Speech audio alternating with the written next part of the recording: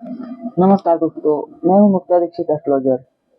आज हम बात करेंगे गौतम अडानी जी की कुंडली के बारे में कि किस प्रकार के आरोप लगे हैं और इनकी कुंडली में किन ग्रहों की दशा चल रही है और ऐसा क्या हो जाता है जिसके कारण एक के बाद एक मुसीबत में ये घिरे रहते हैं। जैसा कि अभी जो है आरोप पत्र दाखिल हुआ है अमेरिका में, इसका आरोप लगा हुआ है, रिश्वत का आरोप लगा हुआ है और भी ऐसे कई मामले जो हम देखते सुनते आ रहे हैं कई दिनों से। आखिर इसका कारण क्या है? तो जी हाँ दोस्तों, आज हम देखेंगे कि कुंडली के अनुसार ग्रह क्या स्थितियां बतलाते हैं, क्या ग्रहों की चाल जो रहती है व्यक्ति को जीवन में परेशान करती है, समय आने पर क्या उसका फल ज़रूर भोगना पड़ता है? तो जी हाँ दोस्तों, सारे सवालों के जवाब मिलेंगे इसी जन्म कुंडली के अंदर। तो जी हाँ दोस्तों, कुंडली के आधार पर क्या ग्रह नक्षत्र जो रहते हैं वह पहले से ही सब कुछ तय करके रख देते हैं। तो आज हम इसी के बारे में, जन्म कुंडली के बारे में बात करेंगे।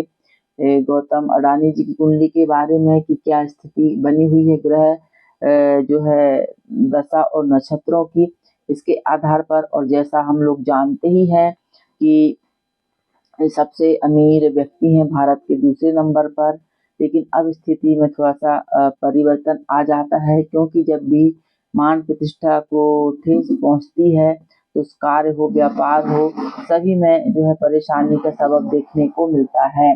तो जी हाँ दोस्तों, और इसके साथ हम देखेंगे कि जी हाँ दोस्तों, ग्रहों का प्रभाव रहता है, समय आने पर ज़रूर फलीभूत होते हैं। तो यदि हम कुंडली के बारे में, जातक की कुंडली के बारे में विश्लेषण करेंगे, तो हम देखते हैं कि जो हमने डाटा लिया है, इंटरनेट से लिया गया है। 24 जून 1962 का जन्म है, महाराष्ट्र, गुजरात, अहमदाबाद, और इसके साथ जो है आपका 12 बजे का जन्म समय है। तो जी हाँ दोस्तों, इसके हिसाब से यदि हम लग्न देखते हैं, तो सिंह लग्न के ये व्यक्ति कहे जाते हैं।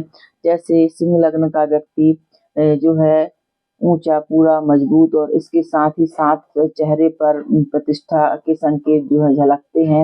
हाव भाव से बड़प्पन महसूस होता है, शान शौकत से युक्त होता है।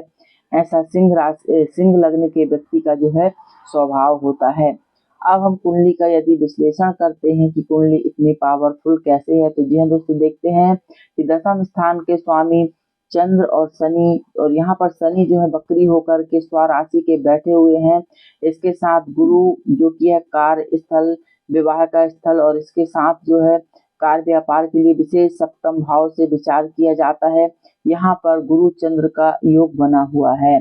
इसके साथ यदि हम भाग्य की बात करें, तो भाग्येश और चतुर्थेश एक है, यानी कि मंगल। और बुध की यदि हम बात करते हैं, तो धनेश और लाभेश होकर के बुध जो है पराक्रम स्थान पर बैठे हुए हैं।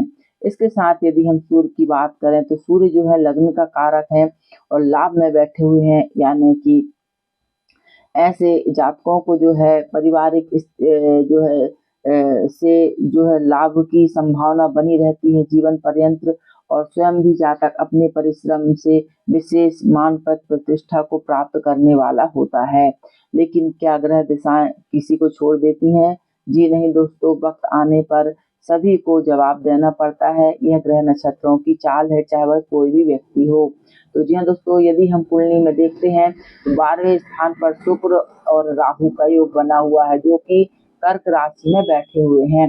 12वें स्थान का स्वामी शुक्र है, और इसके साथ यदि हम जो शुक्र 12वें स्थान पर बैठा हुआ, यदि हम स्वामी की बात करते हैं, तो यह है चतुर्थ तृतीय भाव का कारक, जो कि पराक्रम का कारक होता है, कार्य व्यापार का कारक होता है, भाइयों का कारक होता है, और साहस का कारक होता है, और इसके साथ दसम भाव का कारक होकर ये 12वें स्थान पर है। तो ऐसे में व्यक्ति देश विदेश से संबंधित कार्य कंपनियों को करने वाला होता है, और कार्य का जो है बड़ा विस्तार से कार्य फैला हुआ रहता है।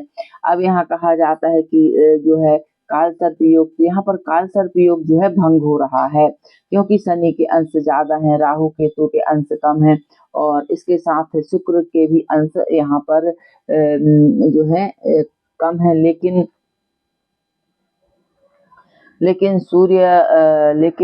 जो है शुक्र राहु का जो योग बना हुआ है, तो इनकी कुंडली में काल सर्प योग जो है भंग हो रहा है। लेकिन ग्रह स्थिति के अनुसार यदि हम कुंडली देख रहे हैं तो सप्तम भाव यानी व्यापार स्थल बहुत मजबूत है, और जो है अष्टम भाव के स्वामी गुरु और पंचम भाव के स्वामी जो है आपके गुरु हैं, चंद्रमा के साथ बैठे हुए हैं। तो ऐसा व्यक्ति अपने कार, व्यापार, कंपनी आदि से बहुत धन लाभ को प्राप्त करने वाला होता है, सरकार से भी लाभ के योग बनते हैं। और बुध जो व्यापार के कारक होते हैं, दसम स्थान पर बैठने से कार्यों में चार चांद लगा देते हैं। मंगल यानी कि जो भाग्य का कारक है, बलवान होकर के भाग्य स्थान पर है, दृष्टि चतुर्थ भाव पर है। तो ऐसी स्थिति में जो है चतुर्थ भाव यानी जनता से संबंधित कार्यों से विशेष लाभ के योग बनते हैं और विशेष सफलता की भी प्राप्ति होती है। लेकिन दोस्तों आज हम यहाँ पर बात कर रहे हैं कि इतनी अच्छी कुंडली होने के बावजूद इस प्रकार के आरोपों का लगना, जिसमें कि रिश्वत आदि के आरोप लगे हैं। इसके पहले भी एक केस और बना हुआ था हिंडनबर्ग का। और अब हम देखते हैं कि कौन सी ऐसी दशाएं चल रही हैं जो जातक को परेशान कर रही हैं।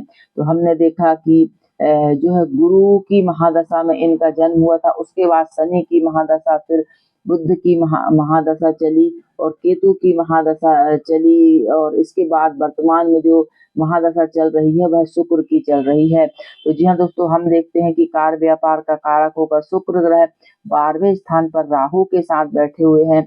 ऐसी स्थिति में जो है कार व्यापार से संबंधित मुसीबत, परेशानी, वाद विवाद, कोर्ट कचहरी के योग जो है इनने बना दिए हैं।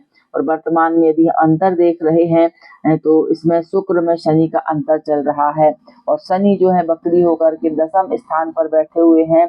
और जब भी दसम में शनि आ जाते हैं तो कोर्ट कचहरी से जो है जातक का हमेशा जो है लेना देना पड़ ही जाता है, चाहे वह किसी भी प्रकार से पड़े, क्योंकि स्वामी जो शनि है इनके सप्तम भाव के कारक है, छठवें भाव के कारक है, और सप्तम भाव का कारक होकर शनि छठवें स्थान में केतु के साथ बैठा हुआ, इसलिए कार व्यापार से संबंधित मामलों के कारण जो है इन कंपनी आदि के जो भी इनके जो मामले बने हुए रिश्वत आदि के, उनके कारण से जो है आरोप पत्र इन पर दाखिल किए गए हैं, क्योंकि शनि का प्रभाव है यहाँ पर। और जब भी शनि जो है तृतीय भाव का स्वामी जो 12वें स्थान पर हो जाता है तो वह शत्रुओं से व्यक्ति को घिराव में फंसा देता है, ऐसा शास्त्रों में जो है योग बने हुए हैं। तो जी हाँ दोस्तों, इस प्रकार से कुछ ऐसे योग बने हैं। और वर्तमान में यदि हम ग्रह की गणना देख रहे हैं तो शनि की 7.5 का जबरदस्त प्रभाव चल रहा है, जिसके कारण से लगभग यह जो है 4 वर्षों से अधिक परेशानी एक के बाद एक मामले समझ में आ रहे हैं। और अभी वर्तमान में यदि हम शनि की स्थिति देखते हैं तो कुंभ राशि में गोचर कर रहे हैं, और इसके कारण से भी वाद विवाद की स्थितियां जबरदस्त बनी हुई हैं। और यदि वर्तमान की स्थिति देखते हैं तो जो है मीन राशि पर राहु का गोचर है, द्वितीय स्थान पर केतु का गोचर चल रहा है, और इसके बाद से शनि का जो गोचर मीन राशि पर हो जाएगा तो थोड़ी सी दिक्कत परेशानियां जो है जातक के लिए और बढ़ सकती हैं। तो अभी लगभग 2.5 साल का समय जो है कष्टकारी इनके लिए बना हुआ है। तो ऐसे में इनकी जो ग्रहों की शांति आदि करने से लाभ के योग बनते हैं, और इसी के कारण जो है व्यक्ति कार व्यापार से संबंधित क्षेत्रों में वाद विवाद में घिर रहे हैं। लेकिन और भी कुंडली अच्छी है, और वर्तमान में जो दशा चल रही है शुक्र की चल रही है, और शुक्र के बाद बुध का अंतर 2026 के बाद हो सकता है कुछ राहत की सांस देखने को मिले। लेकिन अभी 2026, 25, 26 इनका जो समय चल रहा है वह कष्टकारी ही हम कह सकते हैं। तो इसके बाद यदि हम, क्योंकि कुंडली में और भी अच्छे योग बने हुए हैं, जैसे नवांश कुंडली यदि देखी जाए तो यहाँ पर चंद्र शनि बुध का योग है व्यापार स्थान पर, तो यह शुभ होता है। गुरु उच्च स्वराशि के हैं, इसके साथ मंगल भी जो है नवांश में उत्तम फल देने वाले यानी वृश्चिक स्वराशि के बैठे हुए हैं। यदि अभी हमने महादशा की बात करी, यदि हमको जातक की कुंडली में जो है दशा जो है कुंडली में यदि हम योगों की बात करते हैं तो कुछ बहुत अच्छे योग भी बने हुए हैं, जैसे गजकेसरी जातक की कुंडली में जो है गजकेसरी योग बना हुआ है। गजकेसरी योग जो रहता है जातक को सामाजिक मान सम्मान प्रतिष्ठा को देने वाला हो जाता है, कीर्ति देने वाला हो जाता है, और व्यक्ति जो है महान ऐश्वर्य के साथ जीवन का उपभोग करता है। इसके साथ गज केसरी योग जो है शुभ फल प्रदान करते हैं। जनता जनार्दन से लाभ होते तो हम देखते हैं कि अनेक कंपनियां चल रही हैं जिनके की प्रोडक्ट भी यूज किए जाते हैं, तो यह सब उसकी एक प्रकार से लाभ भी पहुंचाते हैं। इस प्रकार से अनफा योग बना हुआ है जो कि सूर्य से दोनों ओर ग्रह बैठे हुए है, भी शुभ योग है।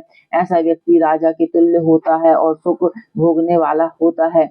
और इसके साथ यदि हम वरिष्ठ योग बने हुए, उभयचरी योग बने हुए, पहल योग बना हुआ, महाभाग योग, जी हाँ दोस्तों, जिस भी स्त्री या जो है पुरुष का जन्म यदि दिन के समय होता है, ऐसा शास्त्रों में लिखा है, और उसका स्वामी लग्न सूर्य और चंद्र ये तीनों यदि विषम राशियों में हो जाते हैं तो महाभाग का योग ऐसा व्यक्ति कहलाता है और व्यक्ति अपने जीवन में सारे सुखों से युक्त होता है, दीर्घायु को प्राप्त करने वाला होता है और भूमि का स्वामी या मालिक कहा जाता है। तो पहले पुराने जमाने में राजा महाराजा चलते थे, लेकिन आज के राजा इन्हीं को कह सकते हैं हम।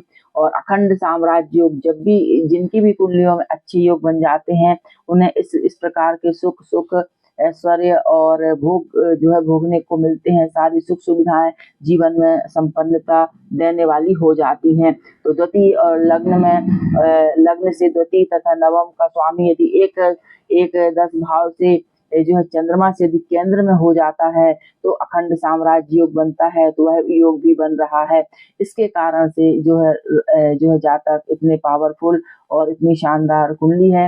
लेकिन वर्तमान में जो शनि की महादशा आ गई है और पराक्रम का स्वामी शुक्र की दशा, क्योंकि शुक्र के पार से मार्केश का भी कारक होता है, तृतीय भाव का स्वामी, लेकिन इसके कारण से जो है और पाप ग्रहों से युक्त है, पाप ग्रहों से दृष्टा होने के कारण जो है इस प्रकार की परेशानियों की जो स्थितियां बनी हुई हैं। तो जी हाँ दोस्तों, ग्रह अपना प्रभाव जो है वक्त आने पर अवश्य देते हैं। तो शनि की 7.5 जैसा कि मैं हमेशा ही कहती हूँ, यह जो है जीवन के सारे कष्ट जो रहते 7 साल के अंदर ही दिखला देते हैं। तो इस प्रकार से जो है वर्तमान की स्थिति बनी हुई है। तो मैंने कुंडली का परीक्षण किया। यदि आप लोगों को अच्छा लगे तो लाइक शेयर सब्सक्राइब जरूर कीजिए।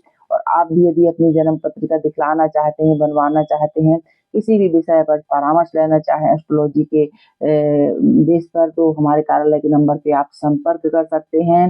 वीडियो देखने के लिए बहुत बहुत धन्यवाद। नमस्कार।